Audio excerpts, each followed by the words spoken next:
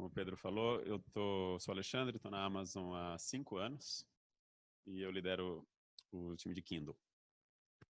Não estou aqui para falar de Kindle especificamente, apesar da capa dessa apresentação ser Kindle, e também não para falar dos planos da Amazon no Brasil, que são sempre as perguntas que vêm. O propósito é muito falar, que eu acho que é uma coisa que interessa bastante para vocês, como a forma como a Amazon pensa a inovação e faz inovação, né? Ao longo dos slides aqui eu até mostro algumas das inovações que a Amazon faz, mas a ideia é muito mais como é que é o nosso modelo mental, como é que a gente discute a forma de trabalho que vai gerar inovação, né? E para que uma empresa que já virou uma empresa muito grande, continua pensando de forma ágil, de forma como se fosse uma empresa pequena, inovando sempre, né? Flexível e tal. Então essa é a ideia da conversa de hoje. Bom, quando eu falo 5 anos atrás me perguntava, né, o que era a Amazon, né, embora muita gente conheça pela empresa aqui nos Estados Unidos. A Amazon, com todos esses diferentes logos aqui, ela tem várias formas de responder, né? Ela desde um site que começou vendendo o livro, né, no Brasil também começou vendendo o livro, e passa a ser uma Amazon Web Service, né, que está num business completamente diferente, né, de tecnologia na nuvem. Prime, que é um serviço de entrega rápida e que tem uma série de outros benefícios. Uma editora, que é o Amazon Publishing.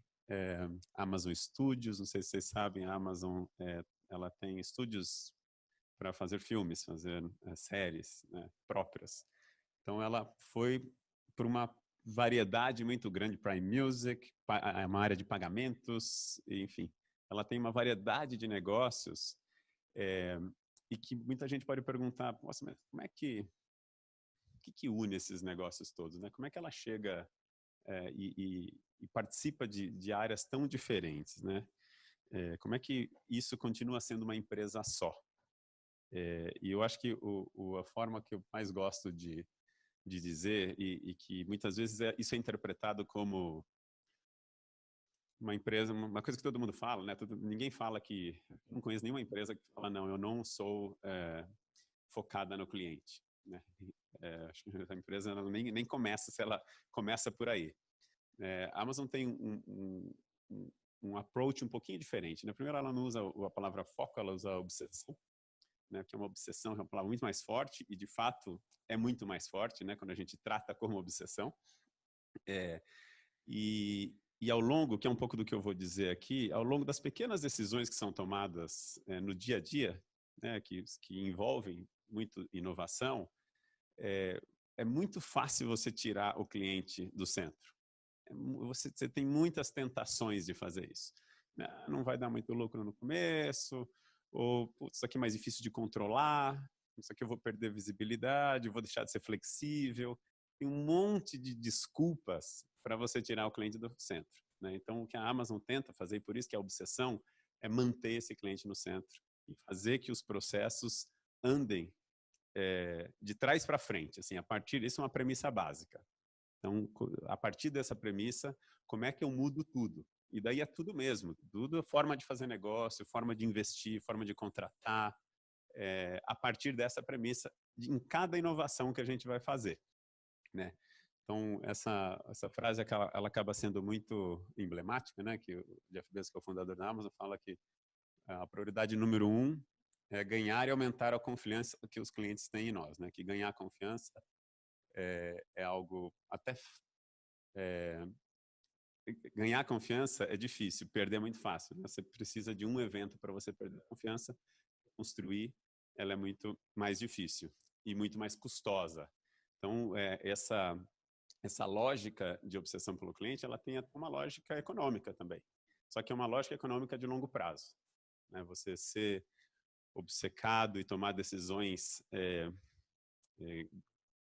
corajosas, ela exige um foco muito grande no longo prazo, né? E o que une cada um desses negócios, né? São negócios completamente diferentes, né? Então, como é que um cara que está lá fazendo filme de estúdio, contratando ator, compara com a outra pessoa que está desenvolvendo tecnologia na nuvem, né? Então, a gente tem aí princípios que são princípios que também toda empresa também tem seus valores e tal. A Amazon tenta levar muito a sério isso. Então, são princípios que são falados no dia a dia. Você defende uma ideia se baseando no princípio, você contrata e demite pessoas se baseando no princípios, né? E são princípios que começam, número 1, é a obsessão pelo cliente, né? Então, você tem que ser realmente sensível ao que o cliente quer, ou ele pensa, o que você acha que ele vai precisar, né? Para você inovar, você tem que tomar alguns riscos desse jeito. Mas também outros, né? Não vou falar todos aqui, mas alguns que são muito importantes, né? Esse aprender e ser curioso, né? Você precisa ser curioso, você precisa querer conhecer coisa nova, né? Então, se acomodar num business que você já está, vou falar um pouco mais para frente também, é a receita do fracasso, né? Porque se você já está num lugar que você acha que você já está pronto, assim, quando você está no topo da montanha, o único lugar que você pode ir é para baixo. Então, a gente diz que a gente nunca está no topo da montanha, né? A gente está sempre crescendo, sempre aprendendo, né? Outras mais clássicas, né? Frugalidade, né? A gente procura não desperdiçar dinheiro onde o cliente não vê valor. Então, volta um pouco à história do cliente, né? Então, não é que a gente não gasta dinheiro. Se a gente acha que não vai trazer valor a mais para o cliente, é desperdício de dinheiro, né? Essa é um pouco a lógica. É uma empresa bem espartana nesse sentido, né? Tem o pensar grande, né? Aqui no Brasil, essa frase com outros empresários aí famosos, que virou livro e tudo, virou uma frase, mas que a gente leva muito ao pé da letra, né? Com a mesma lógica de pensar grande, ao mesmo trabalho que pensar pequeno. Então, a gente tenta ser muito ambicioso nas ideias, muito diligente no processo, né? Eu acho que essa é a ideia, e essa diligência, acho que tem a ver com dois princípios aqui, né? Um, esse insistir nos mais altos padrões, e outro, mergulhar profundamente, né? É muito focado em detalhe, e prezando sempre por excelência, nos mínimos detalhes, né? Eu acho que um outro que é legal de falar, que acho que tem muito a ver com o ambiente empreendedor, que é esse estar pronto para agir, né? Que a gente fala em inglês, o bias for action, né? Então, o que as pessoas, principalmente as pessoas novas que entram para trabalhar lá, falam, mas como é que você consegue mergulhar profundamente e, ao mesmo tempo, ter o bias for action, né? Ele é super ambíguo, e é mesmo, né? Como a vida é ambígua, né? Tem momentos que você precisa ser mais de um jeito, momentos que você precisa ser mais do outro jeito, né? Mas é assim que a gente tenta ir equilibrando e levar muito, muito a rigor. E é isso que une muito esses negócios todos, né? Cada um tem áreas de negócio diferentes, mas todos zelam pelos mesmos princípios, né? Aqui tem uma forma que é um framework que talvez vocês já tenham visto em outros lugares, mas é um pouco essa forma de pensar no longo prazo, de pensar em inputs e outputs, né? Eu acho que é uma coisa que a gente fala muito lá. A gente tem que focar nos inputs certos. Se você foca nos inputs certos, o output, que é o resultado, ele vem naturalmente, né? Então, a gente procura uma reunião que você envolve a liderança da empresa, a gente olha pouco o P&L, né? Que é, nossa, eu quero ver os resultados. O P&L, você está olhando os resultados que aconteceram, né? Que já é o output para trás, assim, ele não resolve muito. O que a gente procura olhar são os inputs, assim, e a gente gasta mais tempo falando, não é que a gente não olha o P&L, a gente gasta muito mais tempo tentando entender se a gente está focando nos inputs corretos.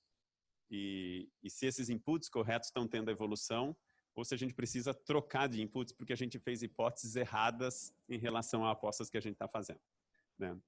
Então, aqui eu acho que é um exemplo disso, né? Que que deu a origem a uma série de negócios, né? Internos. Quando a gente está falando do e-commerce, né? A gente entende que um grande input é o catálogo, né? Então, o cliente que chega para comprar alguma coisa num site, a primeira experiência dele é se ele encontra o que ele procurou. Né? Antes de falar se ele tem um preço, melhor atendimento ao cliente, se a entrega é rápida, a primeira coisa é, eu estou procurando um par de sapatos, se eu encontro aquele par de sapato na numeração que eu queria, na cor que eu queria. Né? Então, esse é o primeiro elemento de uma experiência de e-commerce. Né? E isso deu origem à nossa história do marketplace. Né? Porque você fala assim, como é que eu consigo ter o máximo de catálogo? Né? Ao mesmo tempo, tendo uma forma racional de fazer negócio, se eu não vou ter todos os sapatos do mundo no meu estoque. Né? Então, isso foi gerado assim, bom, ainda assim, se eu pensar na experiência do cliente, eu preciso ter todos os sapatos possíveis no meu site. Estoque, a gente vai olhar essa história depois. Né? Então, o catálogo, quanto maior o catálogo, melhor essa experiência. Né? Ao melhorar essa experiência, eu trago mais gente, mais visitas para dentro da minha loja. Né? Quanto mais visitas eu tenho, eu atraio mais vendedores, né, que é o modelo do marketplace, que são os vendedores que estão dentro da minha plataforma. Quanto mais vendedores eu tenho, ainda mais catálogo eu passo a ter. Mais catálogo, melhor experiência, mais visitas, mais vendedores e melhores. Essa roda começa a girar, o negócio cresce. Né? O negócio cresce, eu gero ganhos de escala, eu consigo reverter esses ganhos de escala em melhor valor, melhor preço. Isso reforça a experiência e essa roda volta a girar. Né? Então, é um modelo que, como eu falei assim, ele começa de uma forma um pouco anti-intuitiva, né, de falar, putz, eu não posso ter tudo, porque putz, isso é inviável economicamente. Se você para nesse horizonte, você não avança. Né? Então, o que a gente tenta fazer é, do ponto de vista do cliente, isso é importante? Qual é a melhor forma de fazer? Pensar em outras formas, não só na forma tradicional que existia no mundo, que era estocar e vender. E a partir daí já era inovação. Né? Então, é muito poderoso você ser teimoso na busca da experiência do cliente, que é um pouco o que esse diagrama aqui acabou mostrando. A gente tem outros exemplos disso. Né? E daí, como é que a gente faz isso no dia a dia? Né? Eu achei que, estava montando essa apresentação, achei que era interessante trazer esse exercício que a gente faz internamente, né? Que a gente chama de working backwards, que é começar lá da frente, assim, como esse é o meu objetivo final, então como que eu vou andando para trás e trabalhando os meus processos para que isso aconteça. Né? A lógica é exatamente assim, não pense o que você consegue ou o que você quer entregar, sim lá na experiência como é que você volta. Na prática, como é que a gente faz isso? A metodologia. A gente coloca um que a gente chama de press release, como se fosse um anúncio para a imprensa. Então, eu estou pensando numa ideia que eu vou lançar o ano que vem, um produto novo, um processo novo. Então, eu me imagino sendo o cliente o ano que vem, que vai abrir o jornal e vai olhar, a Amazon lançou o produto XYZ. Então, a gente escreve rigorosamente isso. Então, como se fosse uma leitura. Qual que é a ideia disso? Tentar deixar a coisa mais simples possível. Então, você tem um produto de tecnologia super sofisticado, que os algoritmos que geram... Isso ainda não interessa para o cliente. O que interessa é assim, exatamente o que está lá na ponta, ele vai ver. Qual o benefício exato que o cliente vai sentir ao ler e falar, nossa, que bacana que foi lançado esse novo produto. Então, a gente se coloca no lugar do cliente, define ele, qual é exatamente o problema que o produto resolve, qual o benefício mais importante, como você sabe que o cliente quer ou precisa aquilo, né? Você pode fazer pesquisa, então, as ferramentas que você tiver, e como será a experiência exata do uso dele, para ver se isso de fato faz sentido para esse cliente. E a gente escreve uma página mesmo, abre um Word, escreve, ó, 15 de março de 2019, hoje São Paulo, a Amazon lança e tal. E você faz esse texto como se fosse um anúncio de imprensa mesmo. Parece uma brincadeira, né? Mas ele tem um poder muito grande fazer isso. Né? Quando a gente faz isso, muitas vezes você fala, puta, tem uma ideia super boa e tal. Na hora que você vai escrever, você fala, parecia boa. Na hora que, será que ele vai ver valor mesmo? Independente de concorrência, assim, a gente nem cita. E assim, se de fato tem valor. Né? Essa é a primeira página desse documento. Daí tem uma segunda página, que podem ser mais do que uma página, que é perguntas mais frequentes. Perguntas mais frequentes mesmo, aquele modelo que todo mundo fala e que ele é bastante poderoso também, porque daí você fala, putz, beleza, isso é o que eu vou lançar. Mas como é que vai funcionar? Me dá um pouco mais de detalhe do funcionamento. Quanto vai custar? Repara que o quanto vai custar, que normalmente é o business case, não está no começo. Isso a gente resolve depois. Porque, putz, a gente tem que dar um jeito. Se for uma ideia muito boa, putz, a gente vai pensar em um jeito para fazer encaixar. No caso da Amazon, né? Tudo você trabalha dentro da conta. Você precisa de uma conta nova ou você vai usar a mesma conta anterior? Né? Eu vou perder minha versão antiga ou mantenho a outra versão? Daí você vai se aprofundando em perguntas que são relevantes do ponto de vista do cliente ainda. Né? Então, esse é um processo que a gente faz, aí você coloca quantos facts forem necessários para você se responder do ponto de vista dele, se isso vai funcionar. Daí você tem uma terceira seção, que é um FAQ interno. Né? Putz, como é que isso impacta os outros negócios que já existem na empresa? Isso vai alavancar, vai canibalizar? Porque às vezes pode canibalizar. Eu faço ou não faço? Né? Então, essa é uma pergunta que a gente se faz internamente. Eu preciso de uma licença nova? Como que eu vou coletar os dados? Como é que eu vou fazer o acompanhamento interno para saber se isso deu certo ou não deu certo? Que métricas que eu vou olhar, que métricas que eu vou capturar e acompanhar? Então, parece um exercício que no papel aqui é super simples, e ele é simples. Só que ele é muito poderoso quando você faz com profundidade. Né? Você faz várias versões disso e você vai refinando as mesmas ideias, depois você leva, né, um exercício que a gente faz com muita frequência, faz meio que para testar uma ideia. Se ela, e discute internamente.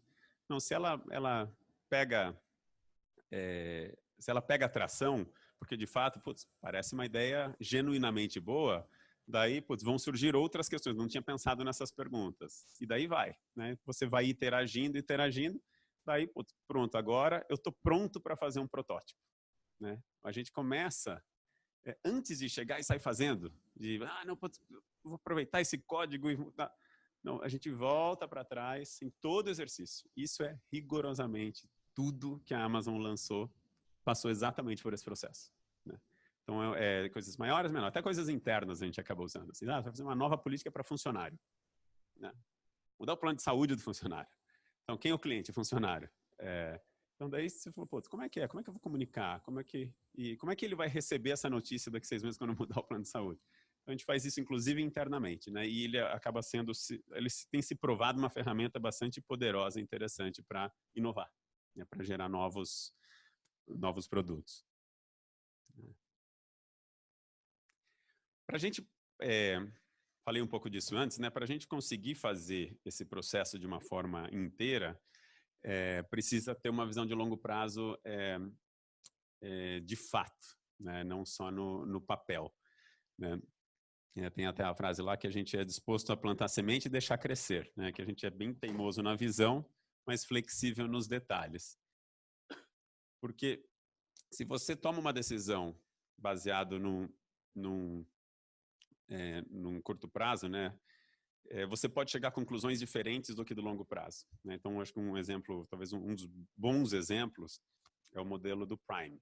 Né? Então, a gente não tem isso no Brasil, mas para quem conhece lá de fora, Prime é um serviço que você paga um valor fixo no ano e, inicialmente, você tinha direito a uma lista de produtos que você tenha 2 dias de frete grátis.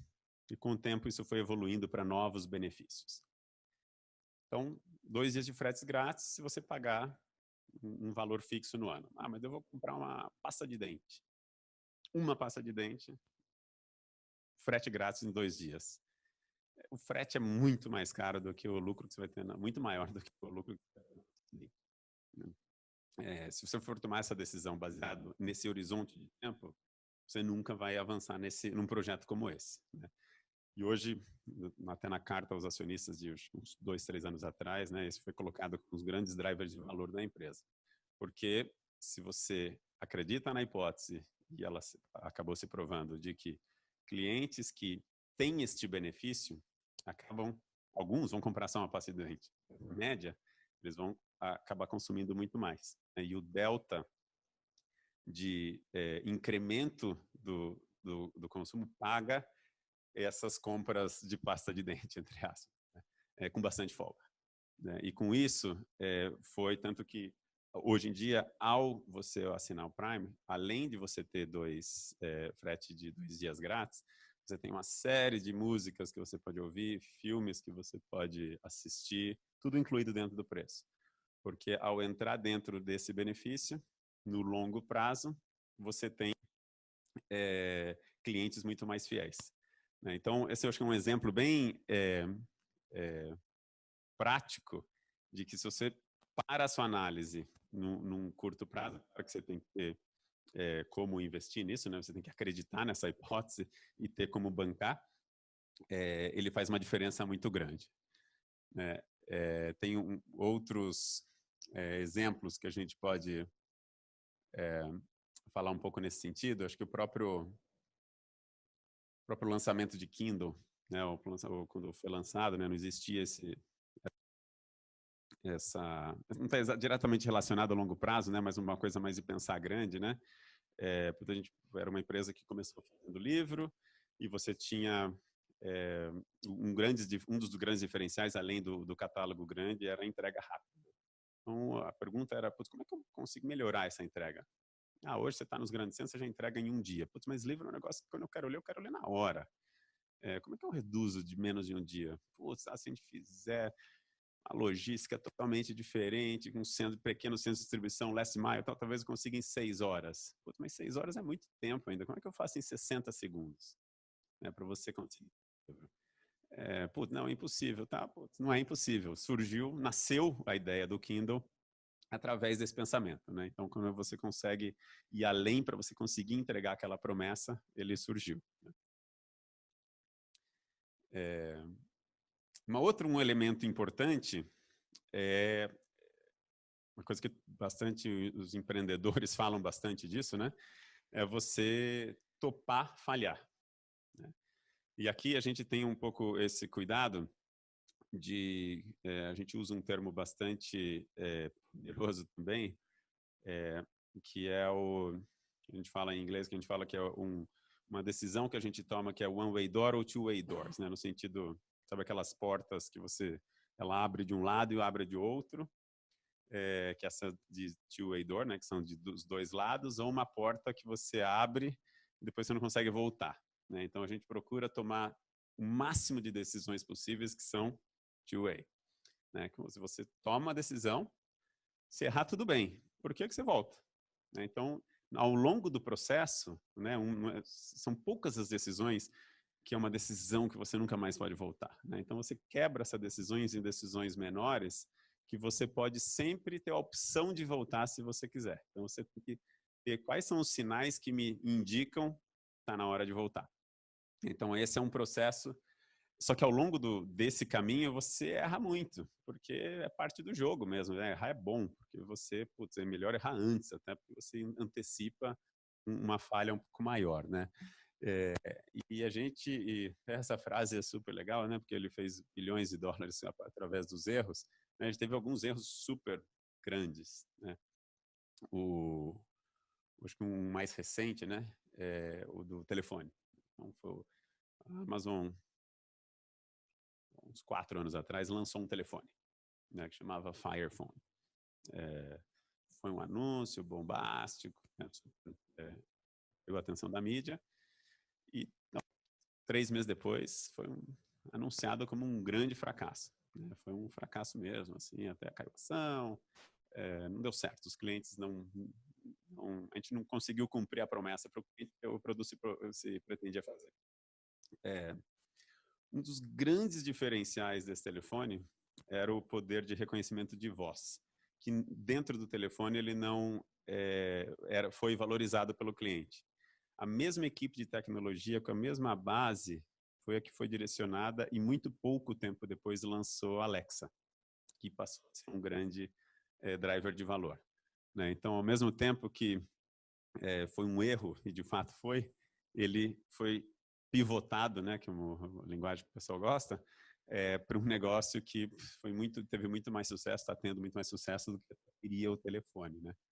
Mesma coisa, né? Um exemplo um pouco mais antigo na época foi lançado os leilões, né? Que era um pouco a lógica de Amazon tinha lá o site, e na época existia o eBay fazendo leilão com bastante sucesso, pô, então vamos fazer alguma coisa parecida, né?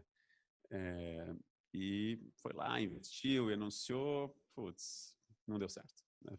Deu muito errado, o cliente também não entendeu, os vendedores não entenderam, rapidamente foi pivotado para lançar o marketplace, né?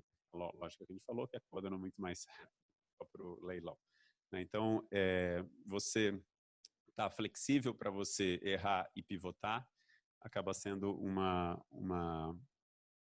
realidade que muitas vezes ela é associada a apenas as empresas grandes, como a Amazon pode e consegue e deve fazer, seguir um pouco essa lógica também. E com isso, isso é um gráfico só de crescimento, acho que não tem que falar, né? O que a gente fala assim é que é a lógica do day one, né? Que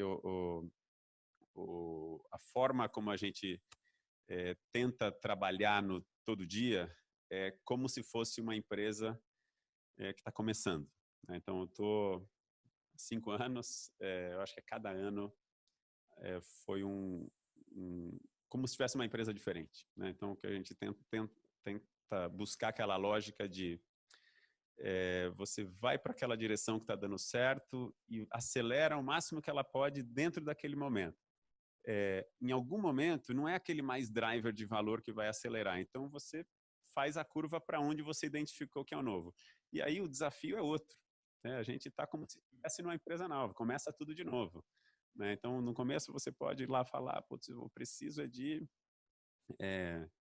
marketing, preciso de clientes novos, e a gente bota assim, muita energia nisso, né? Porque esse é o momento que o business está.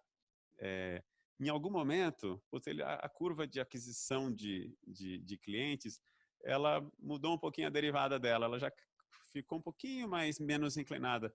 Não é esse o principal valor, né? O principal valor é eu trabalhar na parte de tecnologia. Não é que eu vou parar de fazer marketing, não é que eu parei de fazer tecnologia, mas daí eu entro nesse momento, assim, exatamente em tecnologia. E aí eu identifico exatamente o que faz a diferença e acelero o máximo que eu posso naquela direção. Então, que é esse jogo de você ir buscando qual que é o driver de valor e acelerando em direção a ele, né? Por isso que a gente fala que é sempre dia 1, né? Então, a gente está sempre no dia 1, né? E até teve um fórum de funcionários lá nos Estados Unidos e perguntaram para o Jeff Bezos essa frase do dia 1, né, do day 1, ele fala muito. Perguntaram assim, o que seria o dia 2, né? Em que momento que a gente chega no dia 2, né? Então tem um vídeo rapidinho aqui que vai contar a resposta ao dia 2.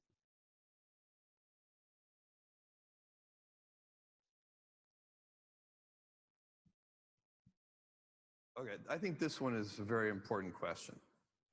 What does day 2 look like?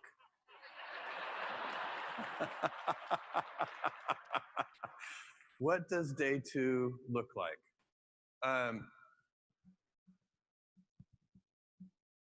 I know the answer to this.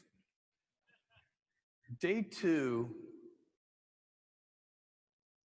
is stasis, followed by irrelevance, followed by excruciating, painful decline, followed by death. And that is why it is always day 1.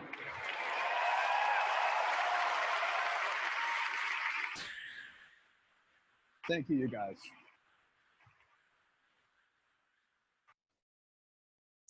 Bom, era essa a mensagem que eu queria passar.